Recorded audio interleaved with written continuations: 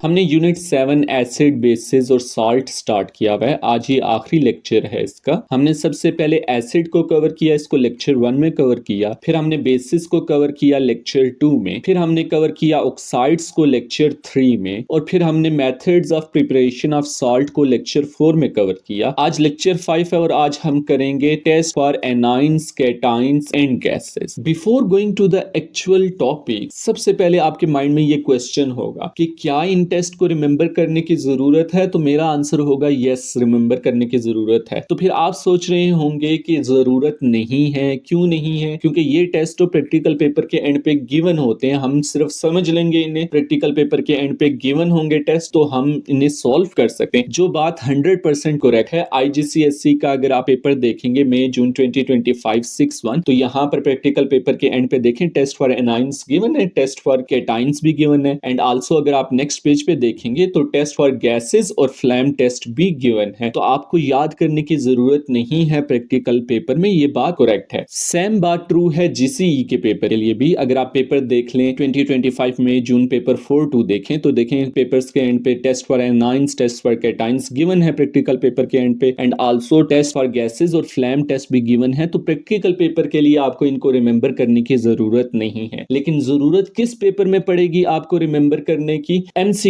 के पेपर में जब ये क्वेश्चन आएंगे। फिर आपको प्रैक्टिकल पेपर तो नहीं होगा आपके पास, तो आपको ये टेस्ट रिमेंबर करने हैं ताकि आप MCQs के पेपर में जो क्वेश्चन आएंगे उनको सॉल्व कर सकें। लेट्स से हम एग्जांपल में IGCSE का ले लेते हैं। ये पेपर अगेन पेपर 11 में जून 2025 है IGCSE का। और अगर आप यहाँ देखेंगे तो क्लियरली फ्लैम टेस्ट का भी नॉलेज आपको होना जरूरी है, रिमेंबर होना चाहिए। Test for cations and anions also. इसी तरह अगर आप बात करते हैं GCE के पेपर की, तो उसमें भी क्वेश्चंस MCQ पेपर में आते हैं टेस्ट से रिलेटेड। देख लें यहाँ पर फ्लैम टेस्ट भी गिवन है, इसका भी नॉलेज, इसको भी आपने याद करना होगा, एंड आल्सो कैटाइंस और एनाइंस की भी टेस्ट का नॉलेज होना जरूरी है। तो ये सिनेरियो है कि प्रैक्टिकल पेपर में आपको याद करने की जरूरत नहीं है, लेकिन आपको जो MCQ का पेपर है, पेपर 11-12, उसमें आपको याद करना बहुत जरूरी है, तभी आपके MCQ पेपर सॉल्व होंगे। तो इसलिए इनको रिमेंबर करना जरूरी है। अब हम अपने एक्चुअल टॉपिक की तरफ चलते हैं, जो है टेस्ट फॉर एनाइंस। हम किन किन एनाइंस को आइडेंटिफाई करेंगे टेस्ट के थ्रू? तो हम हेलाइड आइन को आइडेंटिफाई करेंगे। हेलाइड में स्पेसिफिकली ब्रोमाइड, क्लोराइड और आयोडाइड आइन को फाइंड आउट करेंगे, एंड आल्सो कार्बोनेट आइन, सल्फाइट आइन, सल्फेट आइन एंड नाइट्रेट आइन। तो इन एनाइन को हम स्टडी करेंगे कि कैसे हम डिफरेंट टेस्ट के थ्रू आइडेंटिफाई कर सकते हैं। तो सबसे पहले हम टेस्ट देखते हैं हेलाइड आइन का, कि हेलाइड आइन को कैसे आइडेंटिफाई किया जा सकता है। हेलाइड आइंस की अगर हम बात करते हैं तो हम क्या लेते हैं? एक टेस्ट ट्यूब लेते हैं, उसके अंदर हम क्या डाल देते हैं? सोल्यूशन डाल देते हैं, और जिसमें हमने चेक करना है कि क्या हेलाइड आइन इसमें प्रेजेंट हैं या नहीं है। तो हम क्या करेंगे? सबसे पहले इसके अंदर हम क्या डाल देंगे? HNO3 नाइट्रिक एसिड डालेंगे, उसके ड्रॉप इसके अंदर हम डालना स्टार्ट कर देंगे। नाइट्रिक एसिड डालने के बाद हम क्या करेंगे? इसके बाद हम इसके अंदर डालेंगे AgNO3 सिल्वर नाइट्रेट के ड्रॉप्स इसके अंदर डालेंगे। सिल्वर नाइट्रेट जब हम इसके अंदर क्या करेंगे? डाल रहे होंगे, उसके बाद क्या होगा? आप देखेंगे कि क्या प्रेसिपिटेट बन रहे हैं या नहीं। अगर प्रेसिपिटेट बने तो ये इस बात की इंडिकेशन होगी कि हेलाइड आइन प्रेजेंट है, और अगर प्रेसिपिटेट नहीं बनते तो इसका मतलब सॉल्यूशन के अंदर हेलाइड आइन नहीं प्रेजेंट। अब क्वेश्चन ये है कि जो प्रेसिपिटेट बने हैं वो किस हेलाइड आइन को इंडिकेट कर रहे हैं? ब्रोमाइड को, क्लोराइड को या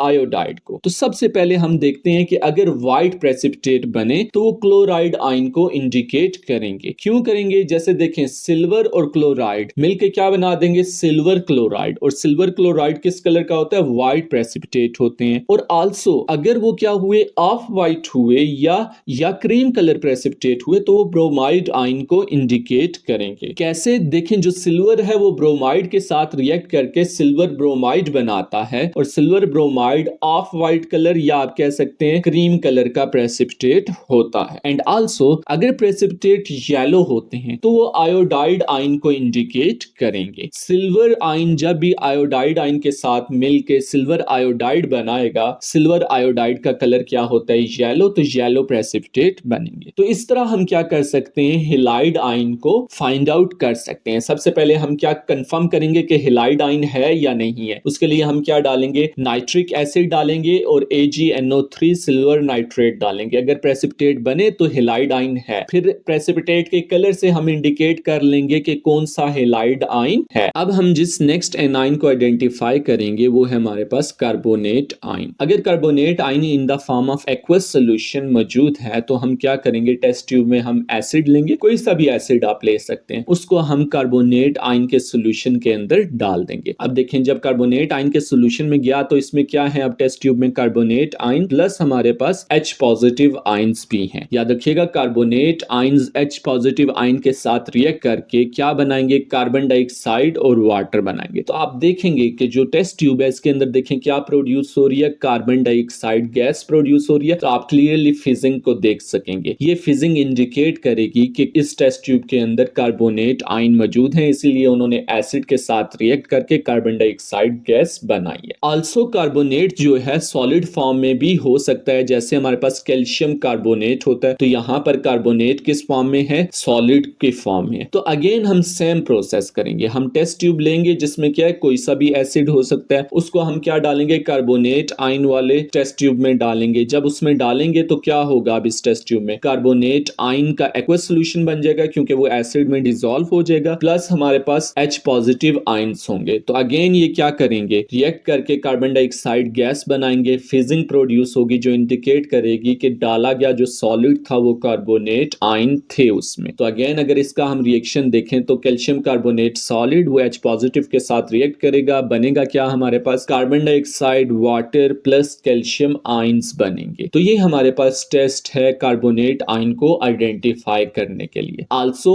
हम नाइट्रेट आयन को भी आइडेंटिफाई कर सकते हैं। कैसे, हम टेस्ट ट्यूब लेंगे जिसमें क्या है, नाइट्रेट मौजूद है, एक्वस मौजूद है। नेक्स्ट टेस्ट ट्यूब लेंगे जिसके अंदर बेस होगी, NaOH बेस हम ले रहे हैं एक्वस। इसको हम क्या करेंगे, इस टेस्ट ट्यूब के अंदर डालेंगे। जब इसके अंदर डालेंगे, अब इस टेस्ट ट्यूब में क्या प्रेजेंट है, नाइट्रेट आयन और प्लस सोडियम हाइड्रोक्साइड एक्वस मौजूद है। लेकिन रिएक्शन परफॉर्म नहीं होगा। क्यों, क्योंकि रिएक्शन को फिजिबल बनाने के लिए हमें रिड्यूसिंग एजेंट चाहिए होगा। हम रिड्यूसिंग एजेंट एल्यूमिनियम ले लेते हैं और इस टेस्ट ट्यूब के अंदर क्या डाल दिया हमने, एल्यूमिनियम डाल दिया। आल्सो हमने इस टेस्ट ट्यूब को हीट किया ताकि नेसेसरी एक्टिवेशन एनर्जी मिल सके। इन कंडीशंस के अंदर रिएक्शन परफॉर्म होगा और क्या प्रोड्यूस होगी, अमोनिया गैस। ये ammonia gas dam litmus paper के साथ रिएक्ट करेगी और डैम लिटमस पेपर रेड से ब्लू में कन्वर्ट हो जाएगा। राइट, ये इस बात की इंडिकेशन होगी कि इस टेस्ट ट्यूब के अंदर नाइट्रेट आयन मौजूद है। ओवरऑल हुआ क्या, अगर हम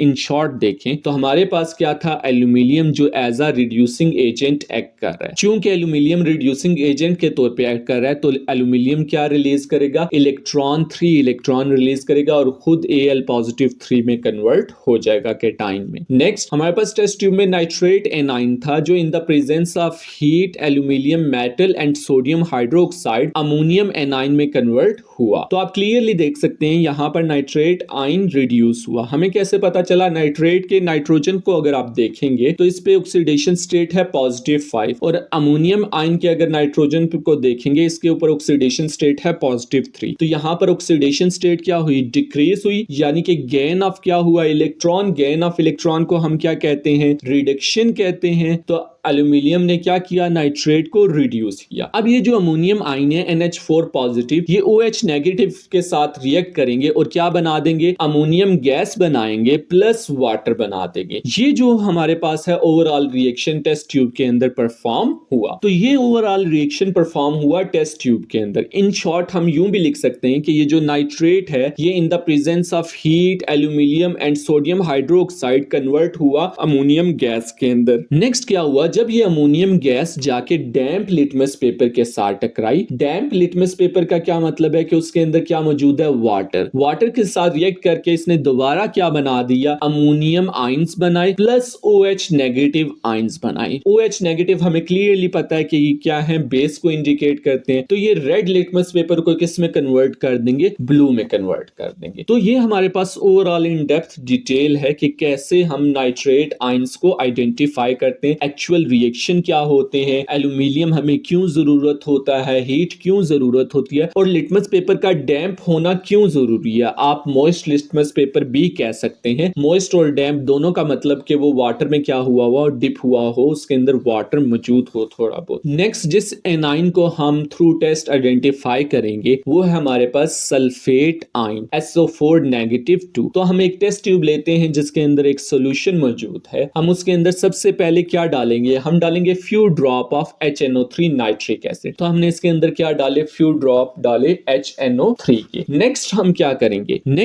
करेंगे कि इस टेस्ट ट्यूब के अंदर हम डालेंगे बैरियम नाइट्रेट डालेंगे। तो देखिए हम बैरियम नाइट्रेट के ड्रॉप इसके अंदर डाल रहे हैं। जब बैरियम नाइट्रेट डालेंगे तो कोई ना कोई रिएक्शन वगैरह परफॉर्म होगा और क्या बनेंगे, हमारे पास व्हाइट प्रेसिपिटेट बनना शुरू हो जाएंगे। तो ये जो प्रेसिपिटेट बने ये कौन से हैं, व्हाइट प्रेसिपिटेट। अब हम देखते हैं कि रिएक्शन एक्चुअल में परफॉर्म क्या हुआ था और क्या ये व्हाइट प्रेसिपिटेट सल्फेट आयंस को इंडिकेट करते हैं या नहीं। तो हमारे पास ये देखें सल्फेट आयंस हैं जो बैरियम के साथ रिएक्ट कर रहे हैं। बैरियम के साथ रिएक्ट करने के बाद क्या बना रहे हैं, बैरियम सल्फेट बना रहे हैं। ये जो बैरियम सल्फेट है इसका कलर होता है व्हाइट। तो व्हाइट प्रेसिपिटेट का बनना इंडिकेट कर रहा है कि सल्फेट आयन मौजूद है। हमने क्या किया, हमने फ्यू ड्रॉप ऑफ HNO3 डाले followed by barium nitrate. Also अगर आपने बैरियम नाइट्रेट नहीं डालना तो आप बैरियम क्लोराइड भी डाल सकते हैं, few drop of HCl followed by barium chloride. Next हम जिस एनाइन को आइडेंटिफाई करेंगे थ्रू टेस्ट वो है हमारे पास सल्फाइड आयन SO3-2। सबसे पहले हम क्या करेंगे, टेस्ट ट्यूब लेंगे जिसके अंदर सॉल्यूशन कोई ना कोई मौजूद होगा। हम सपोज कर लेते हैं इसके अंदर सल्फाइड आयंस मौजूद हैं। फिर हम एक ड्रॉपर ले लेंगे। ड्रॉपर के अंदर क्या मौजूद है हमारे पास, पर्पल कलर का, ये है एस्टिफाइड KMnO4। अगर एस्टिफाइड KMnO4 है तो मैग्नीज आयंस की जो हमारे पास ऑक्सीडेशन स्टेट होगी वो होगी +7, यानी कि मैग्नीज आयन Mn+7 के फॉर्म में मौजूद होंगे। अब हम ड्रॉपर से एस्टिफाइड KMnO4 को सॉल्यूशन के अंदर डालेंगे। सून आप देखेंगे कि सॉल्यूशन पर्पल कलर का होने लग पड़ा है। हम डालते जा रहे हैं और आहिस्ता आहिस्ता सॉल्यूशन मुकम्मल तौर पे पर्पल कलर का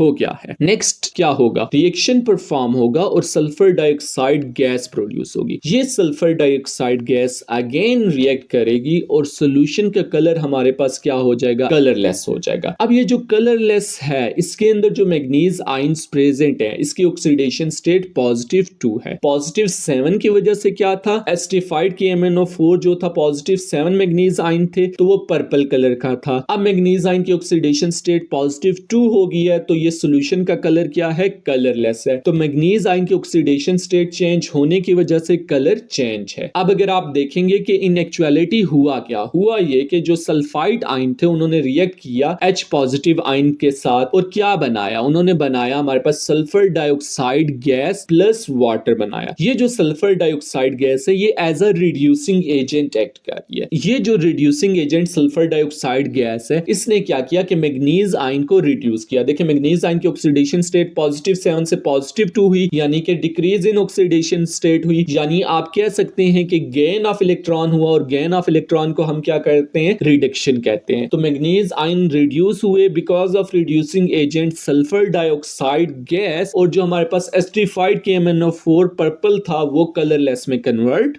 हो गया। एंड कीप इन माइंड कि ये जो कलर चेंज हुई है ये Mn+7 का Mn+2 में कन्वर्ट होने की वजह से हुई है। तो इस तरह आप थ्रू कलर चेंज आइडेंटिफाई कर सकते हैं कि सल्फाइड आयन प्रेजेंट है या नहीं। तो ये हमारे पास ओवरऑल एनाइंस थे जिनको हमने वेरियस टेस्ट के थ्रू आइडेंटिफाई किया। अब ये आप देख सकते हैं कि ये प्रैक्टिकल पेपर का ही मैंने स्क्रीनशॉट यहाँ पर अटैच किया हुआ है। आप यहाँ से देखकर आप रिमेंबर कर सकते हैं और मैंने आपको इन डेप्थ बताया कि कलर चेंज क्यों होता है, रिएक्शन कैसे परफॉर्म होता है इन एक्चुअलिटी, ताकि आपको रिमेंबर करने में आसानी रहे। That's it. नेक्स्ट जो हम देखेंगे वो है test for identification of gases. कौन कौन सी गैसेस को आइडेंटिफाई करने के टेस्ट हम देखेंगे। सबसे पहले हम देखेंगे अमोनिया NH3, आल्सो हम कार्बन डाइऑक्साइड CO2 को आइडेंटिफाई करने का टेस्ट देखेंगे, also chlorine and sulphur dioxide, hydrogen and lastly oxygen. तो हम स्टार्ट करते हैं अमोनिया से कि अमोनिया को हम कैसे आइडेंटिफाई करेंगे। तो सबसे पहले हम ले लेंगे डैम लिटमस पेपर। उसको हम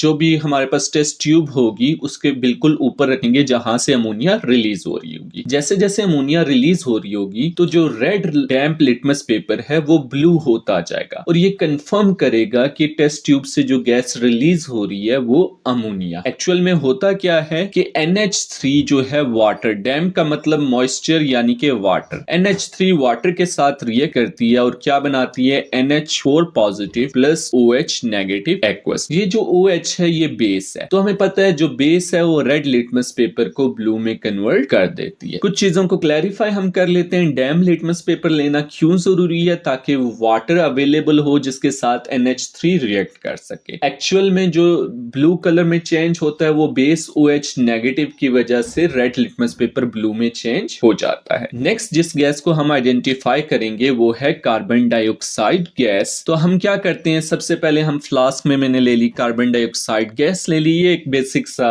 टेम्परेरी सा सेटअप क्रिएट किया गया है और जो टेस्ट ट्यूब है इसके अंदर मैंने ले लिया कैल्शियम हाइड्रोक्साइड। ये जो कैल्शियम हाइड्रोक्साइड है CaOH2, इसको हम लाइम वाटर भी कहते हैं। अब कार्बन डाइऑक्साइड क्या करेगी, मूव करते हुए लाइम वाटर के अंदर जाएगी। अब जैसे ये लाइम वाटर के अंदर जाएगी तो ये जो कार्बन डाइऑक्साइड है ये लाइम वाटर को मिल्की टर्न कर देंगे। तो आप देख सकते हैं जो लाइम वाटर था वो मिल्की हो गया है। एंड आल्सो आप देखेंगे नीचे प्रेसिपिटेट बनना शुरू हो गए हैं। अब ये प्रेसिपिटेट किस चीज के हैं हम इसको भी देख लेते हैं। होता क्या है एक्चुअलिटी में, कार्बन डाइऑक्साइड क्या करती है, रिएक्ट करती है कैल्शियम हाइड्रोक्साइड के साथ। बनता क्या है, हमारे पास वाटर लिक्विड बनता है प्लस कैल्शियम कार्बोनेट बनता है सॉलिड। ये जो व्हाइट प्रेसिपिटेट है ये क्या है, कैल्शियम कार्बोनेट सॉलिड के हैं। तो यूं जो है हम कार्बन डाइऑक्साइड को आइडेंटिफाई करते हैं। दो ऑब्जर्वेशन, फर्स्ट जो लाइम वाटर होता है वो मिल्की टर्न हो जाता है and also there are precipitates of the calcium carbonate. Next जिस गैस को हम आइडेंटिफाई करेंगे वो है क्लोरीन Cl2। इसके लिए हम सबसे पहले क्या ले लेते हैं, डैम्प्ड रेड लिटमस पेपर ले लेते हैं। डैम्प्ड का मतलब मॉइस्चर यानी कि वाटर मौजूद होना चाहिए। अब मैंने क्या ले ली, एक टेस्ट ट्यूब ले ली। इस टेस्ट ट्यूब के अंदर क्या है, मेरे पास क्लोरीन गैस है। अब ये क्लोरीन गैस देखें डैम्प्ड लिटमस पेपर पे जाके एक्ट कर रही है और वो डायरेक्टली किस में चेंज हो रहा है, पहले ब्लू में चेंज हुआ और फिर वो ब्लीच हो गया, ठीक है, फिर व्हाइट कलर अपीयर हुआ। अगर आप दोबारा देखें तो क्या हो रहा है कि जो रेड लिटमस पेपर है ये ब्लू में चेंज हुआ और फिर उसके बाद क्या हुआ, वो ब्लीच हो गया। तो क्लोरीन क्या करती है, लिटमस पेपर को ब्लीच करती है। अगर वो रेड लिटमस पेपर है तो पहले वो ब्लू में कन्वर्ट होगा, फिर वो क्या हो जाएगा, ब्लीच व्हाइट हो जाएगा। इसी तरह अगर हम क्या ले लेते हैं, ब्लू डैम्प्ड लिटमस पेपर ले लेते हैं तो ये रेड में चेंज नहीं होगा, ये क्लोरीन की वजह से डायरेक्टली ब्लीच हो जाएगा। तो ये एक स्मॉल सा डिफरेंस है डिपेंडिंग अपॉन कि आप ब्लू लिटमस पेपर लेते हैं या रेड लिटमस पेपर लेते हैं। इन सिंपल आप ये कह सकते हैं कि क्लोरीन क्या करती है, डैम्प लिटमस पेपर को ब्लीच कर देती है। इट डजंट मैटर कि वो रेड लिटमस पेपर है या ब्लू, एंड रिजल्ट दोनों का ब्लीचिंग ही होता है। नेक्स्ट जिस गैस को हम आइडेंटिफाई करेंगे वो है सल्फर डाइऑक्साइड गैस SO2। इसके लिए हम एक छोटा सा सेटअप क्रिएट कर लेते हैं। हम फ्लास्क के अंदर सल्फर डाइऑक्साइड गैस ले लेते हैं और ये जो टेस्ट ट्यूब है इसके अंदर मैंने क्या लिया है, एस्टिफाइड KMnO4। KMnO4 क्या है, पर्पल कलर। पर्पल कलर किस वजह से है तो आपको पता होना चाहिए, ये मैग्नीज Mn की पावर क्या होती है, ऑक्सीडेशन स्टेट क्या होती है, +7 होती है। अब होगा क्या कि सल्फर डाइऑक्साइड गैस क्या करेगी, मूव करेगी एस्टिफाइड KMnO4 की तरफ और ये जो एस्टिफाइड KMnO4 है ये क्या होता जाएगा, कलरलेस हो जाएगा। तो सल्फर डाइऑक्साइड क्या करेगी, ये एस्टिफाइड KMnO4 को पर्पल से कलरलेस में कन्वर्ट कर देगी। नेक्स्ट जिस गैस को हम आइडेंटिफाई करेंगे वो है हाइड्रोजन H2। बिफोर दैट आपको दो तरह के स्प्लिंट के बारे में पता होना चाहिए। फर्स्ट जो है, अगर आप देखें यहाँ पर फायर लगी हुई है, इस तरह के स्प्लिंट को जिसमें फायर लगी हो उसे कहते हैं हम लाइटेड स्प्लिंट। और ऐसा स्प्लिंट जिसमें क्या हो, सिर्फ रेड रेड हो, ऊपर फायर ना लगी हो, उसको हम कहते हैं ग्लोइंग स्प्लिंट। ओके, ये रेड रेड जो ग्लो हो रहा है इसलिए हम इसे क्या कहते हैं, ग्लोइंग स्प्लिंट। वहां पर फायर लगी हुई है दूसरे में, उसको हम क्या कहते हैं, लाइटेड स्प्लिंट। हाइड्रोजन गैस को आइडेंटिफाई करने के लिए हम लाइटेड स्प्लिंट लेते हैं। हम क्या करते हैं, वो टेस्ट ट्यूब लेते हैं जिसके अंदर हाइड्रोजन गैस प्रोड्यूस हो रही है, हम लाइटेड स्प्लिंट को इसके अंदर डालते हैं और क्या होता है आप देखेंगे, पॉप की साउंड प्रोड्यूस होगी। ये जो पॉप साउंड प्रोड्यूस हो रही है ये इस बात को इंडिकेट करेगी कि हाइड्रोजन गैस ही प्रोड्यूस हो रही थी। नेक्स्ट ऑक्सीजन को आइडेंटिफाई करने के लिए हम ग्लोइंग स्प्लिंट को यूज करेंगे। हम वो टेस्ट ट्यूब लेंगे जिसके अंदर ऑक्सीजन प्रोड्यूस हो रही है, हम ग्लोइंग स्प्लिंट को क्या करेंगे, इसके अंदर डालेंगे। आहिस्ता आहिस्ता देखेंगे ये ग्लोइंग स्प्लिंट क्या होगा, लाइटेड हो जाएगा, ये जलने लग पड़ेगा। ये जो आग का जल जाना ये इस बात को आइडेंटिफाई करेगा कि इसके अंदर ऑक्सीजन प्रोड्यूस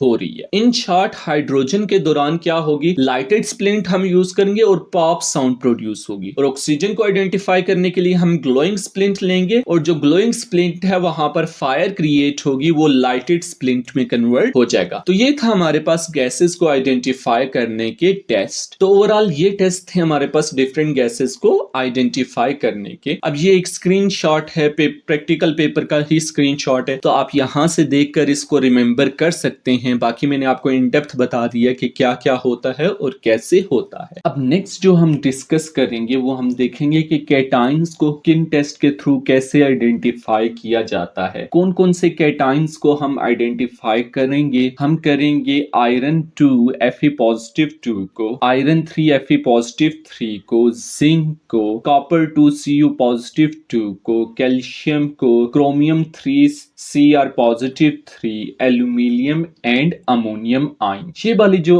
कैटाइंस हैं इनको हम क्या करेंगे, थ्रू वेरियस टेस्ट आइडेंटिफाई करेंगे। अब हम चलते हैं और आइडेंटिफाई करते हैं कैटाइंस को। लेट्स से मेरे पास एक टेस्ट ट्यूब है, उसके अंदर मुझे सॉल्ट सोल्यूशन गिवन है। मैंने आइडेंटिफाई करना है कि सॉल्ट सोल्यूशन के अंदर कौन सा कैटाइन मौजूद। तो फर्स्ट स्टेप मेरा क्या होगा, मैं एक टेस्ट ट्यूब लूंगा जिसके अंदर मेरे पास NaOH गिवन है। इस टेस्ट ट्यूब से NaOH को मैं सॉल्ट सोल्यूशन के अंदर डाल दूंगा और मैं देखूंगा कि मुझे क्या ऑब्जर्व होता है। तो देखिए मुझे क्या ऑब्जर्व हुआ कि व्हाइट प्रेसिपिटेट प्रोड्यूस हुए। जब हमने एडिशन ऑफ एक्वस NaOH किया तो मेरे पास सॉल्ट सॉल्यूशन के अंदर व्हाइट प्रेसिपिटेट बने। ये व्हाइट प्रेसिपिटेट इस बात को इंडिकेट करेंगे कि कौन कौन से कैटाइन मौजूद है। तो शॉर्ट फॉर्म इसके लिए है ZAC। तो कौन कौन से मेरे पास कैटाइन हो सकते हैं, तो कैल्शियम कैटाइन हो सकता है, या मेरे पास जिंक हो सकता है, या मेरे पास एल्यूमिनियम हो सकता है। शॉर्ट फॉर्म इसकी ZAC आप रिमेंबर कर सकते हैं। नेक्स्ट स्टेप मेरा क्या होगा, नेक्स्ट स्टेप में NaOH दोबारा लूंगा एक्वस, उसको मैं फिर क्या करूंगा, सॉल्ट सॉल्यूशन के अंदर डालूंगा ताकि ये क्या हो जाए, NaOH एक्सेस हो जाए। अब जब NaOH एक्सेस मैंने डाला तो मैं देखूंगा क्या सॉल्ट सॉल्यूशन में जो प्रेसिपिटेट थे वो डिसॉल्व हो गए। तो ऑफ कोर्स सॉल्ट सॉल्यूशन में प्रेसिपिटेट जो थे वो डिसॉल्व हो गए। तो इसका मतलब ये जो कैटाइन है या तो ये क्या होंगे, एल्यूमिनियम होंगे या ये जिंक होंगे, क्योंकि व्हाइट प्रेसिपिटेट सॉल्युबल है एक्सेस में। आल्सो जो सॉल्यूशन है वो क्या हो जाएगा, कलरलेस सॉल्यूशन बनेगा। कैल्शियम आयंस कब होंगे, तो देखिए मेरे पास स्टार्टिंग में क्या था, सॉल्ट सॉल्यूशन था, उसके अंदर मैंने क्या डाला, NaOH मैंने उसके अंदर डाला। जैसे ही NaOH मैंने उसके अंदर डाला तो मैंने ऑब्जर्व किया उसके अंदर व्हाइट प्रेसिपिटेट बनना शुरू हो गई। ये जो व्हाइट प्रेसिपिटेट हैं ये इंडिकेट करते हैं कि हमारे पास कैल्शियम, एल्यूमिनियम और जिंक हो सकता है। लेकिन अगर मैं और NaOH टेस्ट ट्यूब में लूं और उसको इस सॉल्ट वाले सॉल्यूशन के अंदर डालूं, और जब NaOH एक्सेस मैंने इसके अंदर डाला और व्हाइट प्रेसिपिटेट जो है वो डिसॉल्व नहीं हुए, तो ये इस बात को इंडिकेट करेंगे कि इसके अंदर जो कैटाइन है वो कैल्शियम है। क्यों, क्योंकि एक्सेस में इनसॉल्युबल है व्हाइट प्रेसिपिटेट। आल्सो जो सॉल्यूशन इस केस में होगा वो उसके अंदर व्हाइट प्रेसिपिटेट आपको नजर आएंगे। फर्दर अब हम क्लैरिफाई करेंगे कि जिंक और एल्यूमिनियम में से कौन से कैटाइन इसके अंदर मौजूद हैं, क्योंकि दोनों में व्हाइट प्रेसिपिटेट जो थे वो सॉल्युबल हो गए थे एक्सेस NaOH की वजह से। तो इसके लिए मैं क्या करूंगा, मैं ले लूंगा एक्वस NH3 ले लूंगा। सबसे पहले मैं क्या करूंगा, मैं टेस्ट ट्यूब लूंगा जिसके अंदर मेरे पास वही सॉल्ट सॉल्यूशन है जिसको हमने टेस्ट किया था NaOH के साथ। और मैं क्या लूंगा, दूसरी टेस्ट ट्यूब में मैं एक्वस NH3 ले लूंगा। इस एक्वस NH3 को मैं सॉल्ट सॉल्यूशन के अंदर डालूंगा और मैं ऑब्जर्व करूंगा कि क्या बना। अब आप देख रहे हैं कि सॉल्ट सॉल्यूशन के अंदर व्हाइट प्रेसिपिटेट बने हैं लेकिन बहुत कम है, ना होने के बराबर है। अगर व्हाइट प्रेसिपिटेट बहुत कम बने या आपको प्रेसिपिटेट नजर ही ना आए तो ये इस बात की इंडिकेशन होगी कि जो सॉल्यूशन है उसके अंदर कैल्शियम आयंस मौजूद हैं। नेक्स्ट अगर मेरे पास क्या है, टेस्ट ट्यूब के अंदर सॉल्ट सॉल्यूशन है और दूसरी टेस्ट ट्यूब में मेरे पास NH3 एक्वस है। इसको अगर मैं सॉल्ट सॉल्यूशन के अंदर डालूं और मैं क्या ऑब्जर्व करता हूं कि व्हाइट प्रेसिपिटेट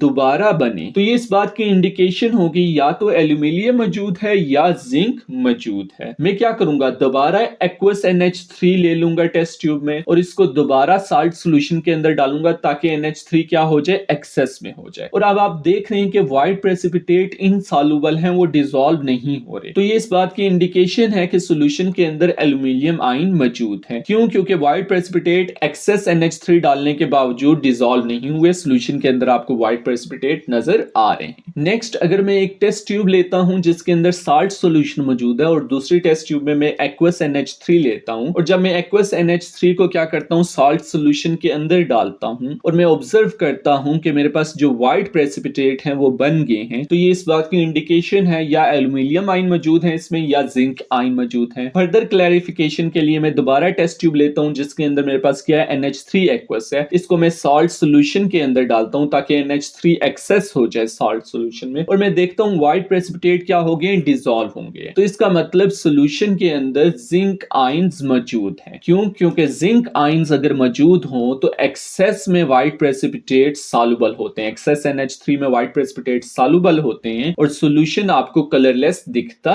है। तो यूं जो है हम कैल्शियम, एल्यूमिनियम और जिंक आयंस को हम आइडेंटिफाई कर सकते हैं। बेसिक कंसेप्ट क्या है कि हमारे पास व्हाइट प्रेसिपिटेट अगर प्रोड्यूस होते हैं तो ये तीनों इंडिकेशन हमें मिलते हैं कि इन तीनों आयंस में से कोई सा भी होगा। फर्दर हम इसको क्लैरिफाई कर सकते हैं जैसे मैंने आपको बताया। लेकिन अगर मैं क्या लेता हूं, टेस्ट ट्यूब लेता हूं जिसके अंदर मेरे पास सॉल्ट सॉल्यूशन मौजूद है और दूसरी टेस्ट ट्यूब लेता हूं और मैं क्या लेता हूं NaOH एक्वस लेता हूं और इस NaOH एक्वस को मैं सॉल्ट सॉल्यूशन के अंदर डालता हूं और मैं ऑब्जर्व करता हूं कि मेरे पास व्हाइट नहीं ग्रीन प्रेसिपिटेट बने हैं। ये जो ग्रीन प्रेसिपिटेट बने हैं ये क्यों बने हैं? एक्वस NaOH मैंने डाला और मेरे पास ग्रीन प्रेसिपिटेट बने। तो ये किसको इंडिकेट करेंगे? तो ये इंडिकेट करेंगे आइदर क्रोमियम पॉजिटिव 3 आयंस हैं या मेरे पास आयरन 2 Fe पॉजिटिव 2 आयंस मौजूद। फर्दर क्लैरिफिकेशन के लिए कि कौन सा आयन है, मैं क्या लूंगा, टेस्ट ट्यूब लूंगा जिसके अंदर मेरे पास NaOH एक्वस है, इसको मैं सॉल्ट सॉल्यूशन के अंदर डालूंगा ताकि एक्वस NaOH एक्सेस में हो जाए और मैं ऑब्जर्व करूंगा। अगर मेरी ऑब्जर्वेशन ये निकले कि प्रेसिपिटेट डिसॉल्व हो गए हैं और सॉल्यूशन का कलर ग्रीन हो गया है तो ये इस बात को इंडिकेट करेगा कि क्रोमियम आयन मौजूद है। क्यों? क्योंकि जब क्रोमियम आयन हो तो एक्सेस NaOH क्या कर देता है, प्रेसिपिटेट को डिसॉल्व कर लेता है एंड आल्सो सॉल्यूशन का कलर जो होता है वो डार्क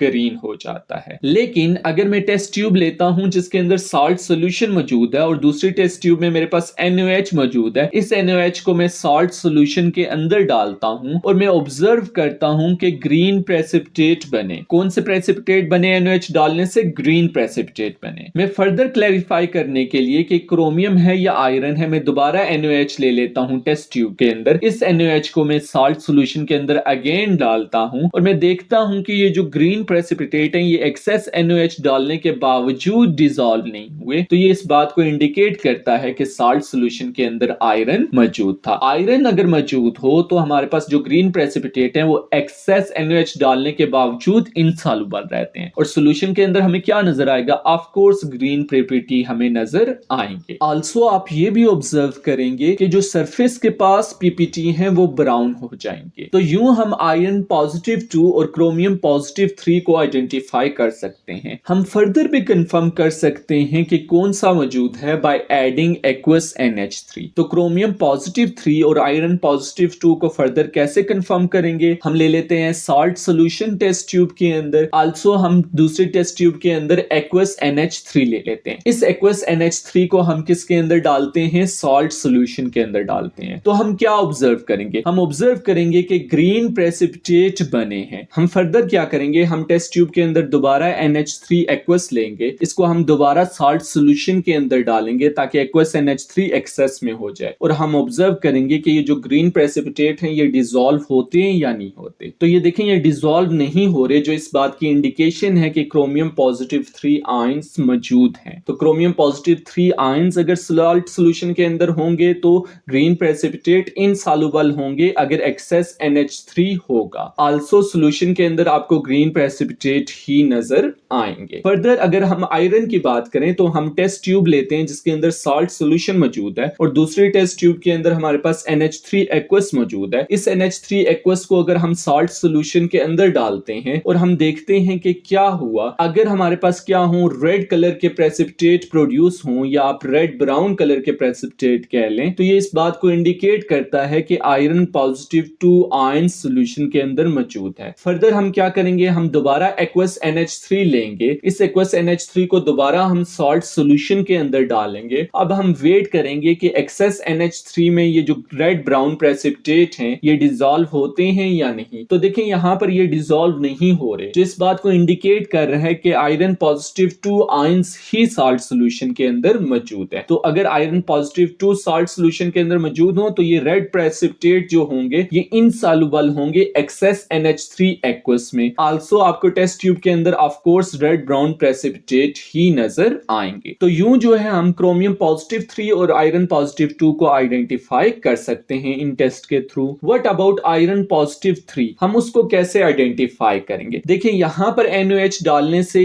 ग्रीन कलर के प्रेसिपिटेट बने हैं in case of iron positive 2। अब हम बात करते हैं आयरन पॉजिटिव 3 की। हम टेस्ट ट्यूब लेते हैं जिसके अंदर सॉल्ट सॉल्यूशन मौजूद है और हम दूसरी टेस्ट ट्यूब लेते हैं जिसके अंदर एक्वस NaOH मौजूद है। हम इस एक्वस NaOH को सॉल्ट सॉल्यूशन के अंदर डालते हैं और वेट करते हैं कि क्या ऑब्जर्व होता है। तो देखिए हमें ऑब्जर्व हुआ है कि रेड ब्राउन कलर के प्रेसिपिटेट बने। क्यों बने? क्योंकि हमने ऐड किया एक्वस NaOH और प्रेसिपिटेट कौन से हैं? रेड ब्राउन कलर के प्रेसिपिटेट। तो ये प्रेसिपिटेट इंडिकेट कर रहे हैं रेड ब्राउन कलर के कि आयरन पॉजिटिव 3 मौजूद है। In case of iron positive 2 green colour के प्रेसिपिटेट बने हैं। फर्दर हम क्या करेंगे? हम NaOH दोबारा ले लेंगे टेस्ट ट्यूब के अंदर। इस NaOH को हम दोबारा साल्ट सॉल्यूशन के अंदर डालेंगे ताकि NaOH एक्सेस में हो जाए और हम ऑब्जर्व करेंगे कि ये जो रेड प्रेसिपिटेट हैं इनको क्या होता है। तो ये डिसॉल्व नहीं होते, ये एक्सेस में भी रेड प्रेसिपिटेट जो है इनसॉल्युबल है। आल्सो सॉल्यूशन के अंदर हमें रेड ब्राउन कलर के प्रेसिपिटेट ही नजर आ रहे हैं। तो ये इस बात की इंडिकेशन है कि iron positive 2 ion salt solution के अंदर मौजूद हैं। फर्दर हम आयरन पॉजिटिव 3 आयंस को कंफर्म करने के लिए क्या कर सकते हैं? हम साल्ट सॉल्यूशन के अंदर NH3 एक्वस को ऐड करते हैं। तो मैं साल्ट सॉल्यूशन लेता हूं टेस्ट ट्यूब के अंदर, दूसरी टेस्ट ट्यूब के अंदर मैं एक्वस NH3 लेता हूं। इस एक्वस NH3 को मैं साल्ट सॉल्यूशन के अंदर डालता हूं और ऑब्जर्व करता हूं कि क्या बना। तो देखिए अगेन मेरे पास NH3 डालने के बावजूद भी मेरे पास रेड ब्राउन कलर के प्रेसिपिटेट बने। फर्दर मैं क्या करूंगा? मैं दोबारा एक्वस NH3 लूंगा, इसको मैं दोबारा साल्ट सॉल्यूशन के अंदर डालूंगा ताकि NH3 एक्सेस में हो जाए। और देखिए मैं ऑब्जर्व कर रहा हूं कि रेड ब्राउन प्रेसिपिटेट डिसॉल्व नहीं हुए। तो इसका मतलब ये कंफर्म हो गया कि साल्ट सॉल्यूशन के अंदर आयरन पॉजिटिव 3 आयंस ही मौजूद हैं। तो मैं ये लिख सकता हूं कि रेड ब्राउन प्रेसिपिटेट इनसॉल्युबल है एक्सेस NH3 में। आल्सो सॉल्यूशन के अंदर आपको सिर्फ रेड ब्राउन प्रेसिपिटेट ही नजर आएंगे। फर्दर अगर मैं एक टेस्ट ट्यूब लेता हूं जिसके अंदर सॉल्ट सॉल्यूशन मौजूद है और दूसरी टेस्ट ट्यूब के अंदर क्या मौजूद है? एक्वस NaOH मौजूद है। इस एक्वस NaOH को मैं सॉल्ट सॉल्यूशन के अंदर डालता हूं और मैं ऑब्जर्व करता हूं कि मेरे पास लाइट ब्लू कलर के प्रेसिपिटेट बने। ये क्यों बने? क्योंकि NaOH एक्वस हमने ऐड किया है। ये जो लाइट ब्लू कलर के प्रेसिपिटेट है ये इंडिकेट कर रहे हैं कि साल्ट सॉल्यूशन के अंदर कॉपर पॉजिटिव 2 आयंस मौजूद हैं। फर्दर मैं एक्सेस NaOH करने के लिए मैं अगेन टेस्ट ट्यूब के अंदर NaOH ले लेता हूं। इसको मैं दोबारा साल्ट सॉल्यूशन के अंदर डालता हूं ताकि NaOH एक्सेस में हो जाए और मैं ऑब्जर्व करता हूं कि क्या लाइट ब्लू कलर के प्रेसिपिटेट डिसॉल्व हुए हैं या नहीं हुए। तो आंसर नहीं हुए। एक्सेस NaOH में भी इनसॉल्युबल हैं लाइट ब्लू कलर के प्रेसिपिटेट और टेस्ट ट्यूब में हमें सिर्फ लाइट ब्लू कलर के प्रेसिपिटेट नजर आ रहे हैं। तो ये कंफर्मेशन है कि कॉपर पॉजिटिव 2 आयंस ही मौजूद हैं। हम क्या करते हैं? हम फर्दर कंफर्म करने के लिए हम दोबारा साल्ट सॉल्यूशन लेते हैं। इसके अंदर इस बार हम क्या डालेंगे? NH3 एक्वस डालेंगे। जैसे ही मैं NH3 एक्वस टेस्ट ट्यूब के अंदर डालता हूं और मैं ऑब्जर्व करता हूं कि दोबारा लाइट ब्लू कलर के प्रेसिपिटेट बने हैं NH3 डालने के बावजूद। ये जो लाइट ब्लू कलर के प्रेसिपिटेट हैं ये इंडिकेट कर रहे हैं कि साल्ट सॉल्यूशन के अंदर कॉपर पॉजिटिव 2 आयंस मौजूद है। फर्दर मैं NH3 को एक्सेस करने के लिए दोबारा मैं NH3 लेता हूं और उसको दोबारा मैं साल्ट सॉल्यूशन के अंदर डालता हूं ताकि NH3 एक्सेस हो जाए और मैं इस बार ऑब्जर्व करता हूं कि लाइट ब्लू कलर के प्रेसिपिटेट डिसॉल्व हो गए हैं। तो ये इस बात की इंडिकेशन है कि कॉपर पॉजिटिव 2 आयंस कंफर्म मौजूद हैं। तो क्या हुआ? NH3 जब एक्सेस में हुआ तो जो प्रेसिपिटेट थे वो सॉल्युबल हो गए एक्सेस में। आल्सो जो कलर था सॉल्यूशन का वो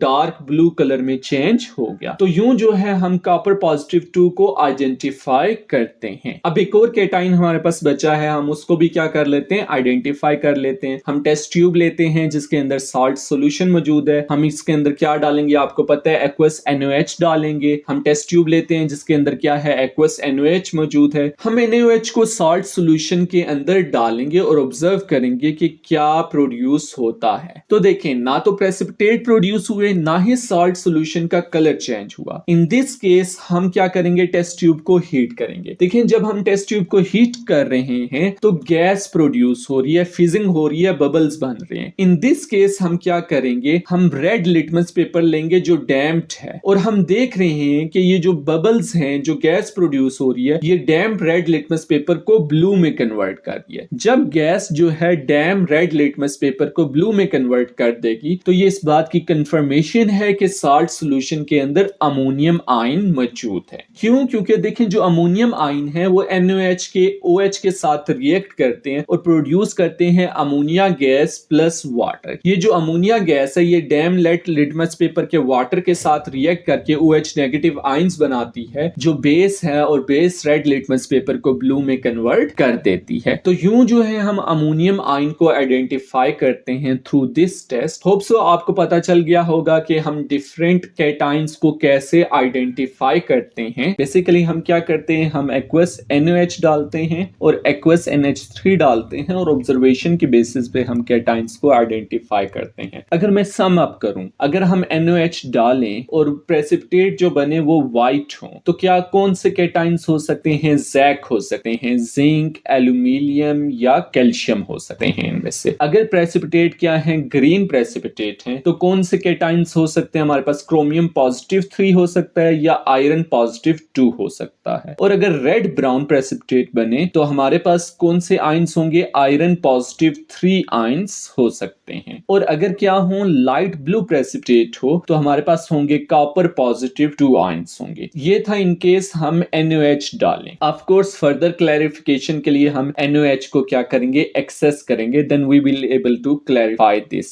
सेकंड थिंग हम क्या करते हैं, हम एक्वस NH3 डालते हैं। इन दिस केस अगर व्हाइट प्रेसिपिटेट बने तो फिर अगेन जैक होंगे, यानी कि जिंक कैटाइन हो सकता है, एल्यूमिनियम हो सकता है और कैल्शियम हो सकता है। अच्छा याद रखिएगा, अगर कैल्शियम होगा ना तो बहुत कम प्रेसिपिटेट होंगे, या आप कह सकते हैं कि प्रेसिपिटेट बनेंगे ही नहीं, तो इसलिए कैल्शियम को ब्लैक मैंने रखा है। अगर ग्रीन प्रेसिपिटेट बने तो क्रोमियम पॉजिटिव 3 हो सकता है। अगर हमारे पास क्या होंगे, रेड ब्राउन प्रेसिपिटेट होंगे तो या तो आयरन पॉजिटिव 2 कैटाइंस होंगे या आयरन पॉजिटिव 3 होंगे। और अगर लाइट ब्लू प्रेसिपिटेट होंगे तो Cu पॉजिटिव 2 कैटाइंस होंगे। तो ये हमारे पास ओवरऑल बेसिक सी की है, आप इसका स्क्रीनशॉट ले लीजिए तो याद करने में आपको आसानी होगी। आल्सो आप इन डेप्थ यहां से भी देख सकते हैं, फर्दर मैंने आपको बता भी दिया है। अब जो हम नेक्स्ट करने जा रहे हैं वो है फ्लैम टेस्ट। फ्लैम टेस्ट में हम देखेंगे कि कैसे कलर ऑफ फ्लैम के थ्रू हम डिफरेंट मेटल आयंस को आइडेंटिफाई कर सकते हैं। फ्लैम टेस्ट के लिए चीजें क्या क्या रिक्वायर होती हैं, तो हम एक बीकर लेते हैं, उसके अंदर हम डाल देते हैं कंसंट्रेटेड HCl और फिर हम वायर लूप लेते हैं। ये मोस्टली हम लेते हैं प्लेटिनियम वायर लूप, या आप ले सकते हैं नाइक्रोम वायर लूप भी ले सकते हैं। नेक्स्ट हम पेट्री डिश में क्या डाल देते हैं, सॉल्ट डाल देते हैं एंड साथ हम बर्सन बर्नर ले लेते हैं ताकि हम फ्लेम के कलर को आइडेंटिफाई कर सकें। अब हम फ्लेम टेस्ट परफॉर्म कैसे करेंगे, तो हम वायर लूप को पहले कंसंट्रेटेड HCl में डिप करेंगे ताकि अगर पहले कोई सॉल्ट इसके साथ लगा हो तो वो रिमूव हो सके, वायर क्लीन हो सके। फिर हम क्या करते हैं, वायर लूप को सॉल्ट के ऊपर रखते हैं ताकि पार्टिकल्स जो है वो वायर लूप के ऊपर आ जाए, और फिर हम उसे फ्लेम में रखते हैं और फ्लेम का कलर चेंज हो जाता है और कलर को देख के हम क्या कर सकते हैं, मेटल आयन को आइडेंटिफाई कर सकते हैं। तो ये देखें, मैंने वायर लूप को सबसे पहले क्या किया, कंसंट्रेटेड HCl में डिप किया ताकि वो क्लीन हो जाए, फिर सॉल्ट के अंदर मैंने जाके रखा ताकि पार्टिकल इसमें अटैच हो जाए, और देखें जैसे बर्सन बर्नर में रखा तो कलर क्या हो गया, ग्रीन हो गया। तो यूं जो है हम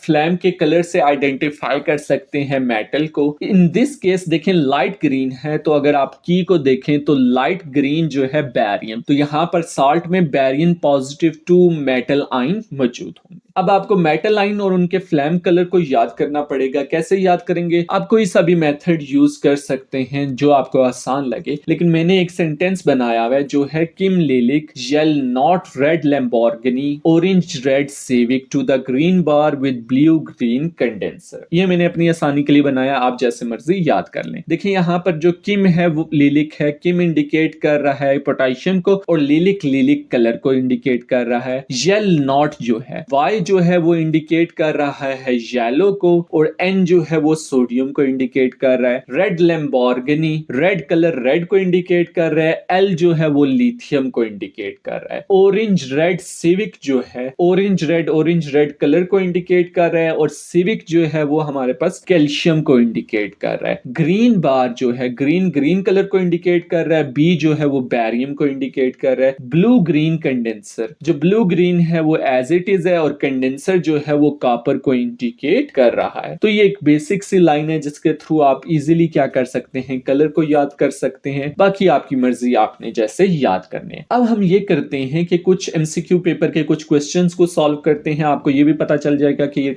इन टेस्ट को याद करना क्यों जरूरी है। एंड फर्दर जो क्वेश्चन हम करने जा रहे हैं वो है क्वेश्चन 3 पेपर 11 में जून 2022 जीसीई का है। क्वेश्चन है 2 samples of colourless solutions are tested with aqueous sodium hydroxide and aqueous ammonia and results are recorded. The white precipitate formed with 2 drops of NaOH. This dissolved in excess NaOH. The white precipitate is formed with 2 drops of NH3 and this precipitate dissolved in excess NH3.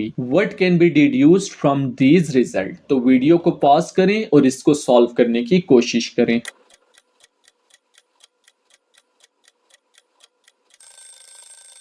देखिए question में वो क्या कह रहा है कि हमने एक टेस्ट ट्यूब ली जिसके अंदर सोल्यूशन है और सोल्यूशन को वो इंडिकेट कर रहा है कलरलेस सोल्यूशन है। इसके अंदर हमने क्या डाला, ड्रॉपर के थ्रू NaOH हमने डाला। कितने ड्रॉप डाले हमने, 2 ड्रॉप NaOH के डाले। जब हमने NaOH के ड्रॉप डाले तो क्या बने हमारे पास, प्रेसिपिटेट फॉर्म्ड हो गए और ये प्रेसिपिटेट व्हाइट कलर के हैं। अब व्हाइट कलर के प्रेसिपिटेट किसे इंडिकेट करते हैं, जैक को। यानी कि क्या हो सकता है, कैल्शियम हो सकता है, एल्यूमिनियम हो सकता है और जिंक हो सकता है। फर्दर हमने क्या किया था, क्वेश्चन के अकॉर्डिंग हमने एक्सेस NaOH लिया और उसको हमने सॉल्यूशन के अंदर डाला। जब सॉल्यूशन के अंदर हमने डाला तो प्रेसिपिटेट क्या हुए, डिसॉल्व हो गए एक्सेस में। तो हमने NaOH क्या डाला, एक्सेस डाला और प्रेसिपिटेट डिसॉल्व हो गए। याद रखिएगा जो कैल्शियम है ये इनसॉल्युबल होते हैं इसके प्रेसिपिटेट एक्सेस में, और अगर क्या हो एल्यूमिनियम या जिंक हो, in these cases white precipitate soluble होते हैं और सॉल्यूशन का कलर क्या होता है, वो कलरलेस सॉल्यूशन होता है। हमने फर्दर क्लैरिफाई करने के लिए हमने क्या किया, हमने दोबारा वही सॉल्यूशन लिया टेस्ट ट्यूब के अंदर जिसको हमने टेस्ट करना है, और हमने क्या लिया, अगेन ड्रॉपर लिया और उसके अंदर इस बार क्या है, NH3 है। उसके फ्यू ड्रॉप्स हमने क्या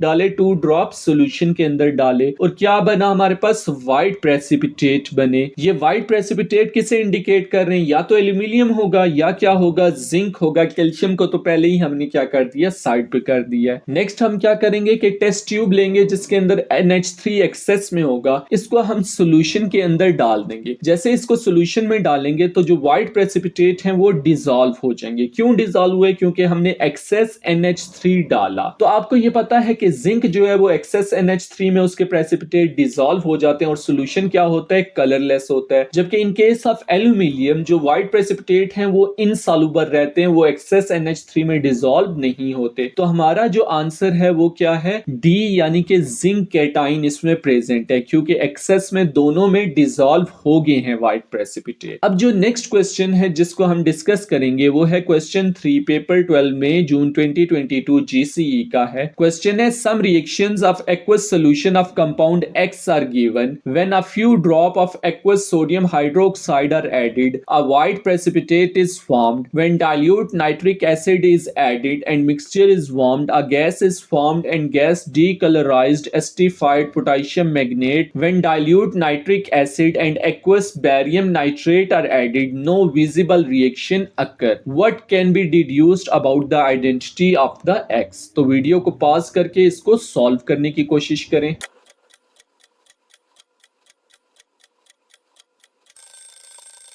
देखें पहला टेस्ट क्या हमने किया था कि हमने सोडियम हाइड्रोक्साइड को डाला था फ्यू ड्रॉप्स और व्हाइट पीपीटी बने थे। तो हमने एक टेस्ट ट्यूब ली जिसके अंदर हमने सॉल्यूशन को डाला, हमने एक ड्रॉपर लिया और इस ड्रॉपर के अंदर क्या है, NaOH है। इसके फ्यू ड्रॉप्स हमने क्या करे, सॉल्यूशन के अंदर डाले और हमारे पास जो व्हाइट प्रेसिपिटेट थे वो बन गए। अब ये जो व्हाइट प्रेसिपिटेट बने हैं ये इंडिकेट कर रहे हैं कि जैक आइन हो सकते हैं, कैटाइन हो सकते हैं। जैक से क्या मुराद, कैल्शियम, जिंक और एल्यूमिनियम, ZAC आसानी के लिए आप याद रख सकते हैं। अगर आप ऑप्शन ए को देखें तो वहां पर लिखा हुआ है ओनली एल्यूमिनियम सल्फेट, तो ये तो क्या है, रॉन्ग है। बी को अगर आप देखें तो लिखा हुआ है ओनली कैल्शियम सल्फाइड, तो ओनली नहीं, इन तीनों में से कोई से भी हो सकते हैं, तो ये भी रॉन्ग है। सी जो है वो है x must contain aluminium sulphide and zinc sulphide. देखें दो एल्यूमिनियम और जिंक के बारे में कहा गया, कैल्शियम के बारे में नहीं कहा गया। देखें ये बात जो है ट्रू होती अगर वो एक्सेस NaClOH डालता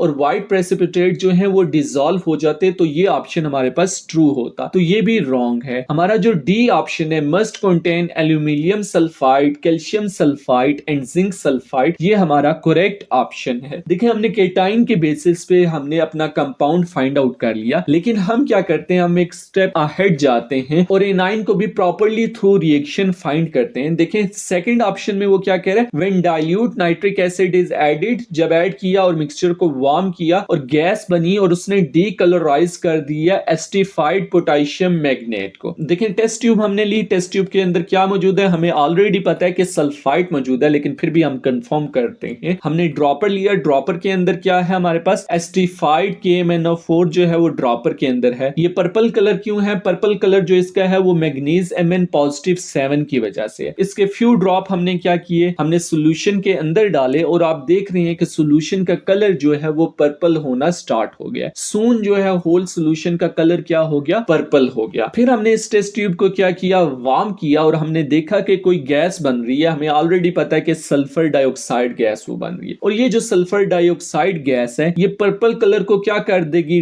डीकलराइज कर देगी। तो देखें पर्पल कलर क्या हो गया टेस्ट ट्यूब में, डीकलराइज हो गया। और ये जो डीकलराइजेशन थी ये किस वजह से थी, ये Mn+2 जो Mn+7 था वो Mn+2 में कन्वर्ट हो गया, तो इसलिए जो पर्पल कलर था वो क्या हो गया, डीकलराइज हो गया। तो ये टेस्ट कंफर्म करता है कि जो एनाइन है हमारे पास वो क्या है, सल्फाइड है। लेकिन हम क्या करते हैं, हम थर्ड जो उसने टेस्ट परफॉर्म किया कि डाइल्यूट नाइट्रिक एसिड डाला और फिर उसने बैरियम नाइट्रेट डाला, कोई रिएक्शन परफॉर्म नहीं हुआ, इसको भी स्टडी कर लेते हैं एक्चुअल में ये होता क्या है। हमने एक टेस्ट ट्यूब ली, टेस्ट ट्यूब के अंदर सोल्यूशन है, हमने ड्रॉपर लिया, ड्रॉपर के अंदर क्या डाला हुआ है, HNO3 डाला हुआ है। उसके फ्यू ड्रॉप हमने टेस्ट ट्यूब के अंदर डाले और फ्यू ड्रॉप डालने के बाद हमने क्या किया, हमने एक दूसरा ड्रॉपर लिया जिसके अंदर क्या प्रेजेंट है, बैरियम नाइट्रेट प्रेजेंट है। इसके भी हमने फ्यू ड्रॉप क्या किए, सोल्यूशन के अंदर डाले। सून जो है हम देखते हैं सोल्यूशन के अंदर व्हाइट प्रेसिपिटेट जो है वो बन जाते हैं। ये जो व्हाइट प्रेसिपिटेट है ये इंडिकेट कर रहे हैं कि जो सोल्यूशन है उसके अंदर सल्फेट आयन प्रेजेंट है, SO4-2। अब चूंकि वो क्वेश्चन में कह रहे हैं कि कोई रिएक्शन परफॉर्म नहीं हुआ, इसका मतलब सल्फेट आयन प्रेजेंट नहीं थे। अगर परफॉर्म होता रिएक्शन और व्हाइट प्रेसिपिटेट बनते तो सल्फेट आयन को इंडिकेट करता। हेंस हमारा आंसर जो है वो फर्दर कंफर्म्ड है कि ऑप्शन डी हमारा करेक्ट आंसर है। तो ये था हमारा आज का लेक्चर जिसमें हमने क्या किया, डिफरेंट टेस्ट को देखा, आइडेंटिफिकेशन टेस्ट को देखा एंड आल्सो फ्लेम टेस्ट को भी कवर किया। तो आपने इन टेस्ट को रिमेंबर करना है, जो आपको इजी वे लगे उससे रिमेंबर कीजिए, ताकि जो अब MCQ पेपर में आए तब भी आप इसको इजीली सॉल्व कर लें और जब प्रैक्टिकल पेपर में आए तो आपके पास एक अंडरस्टैंडिंग हो, डीप अंडरस्टैंडिंग हो कि ये रिएक्शन कैसे परफॉर्म होते हैं। तो यहां पर हमारा आज का लेक्चर हुआ end. Stay tune and goodbye. Like, share, and subscribe our channel, SKW. We will try our best to give simple and effective educational information via the use of the best animation.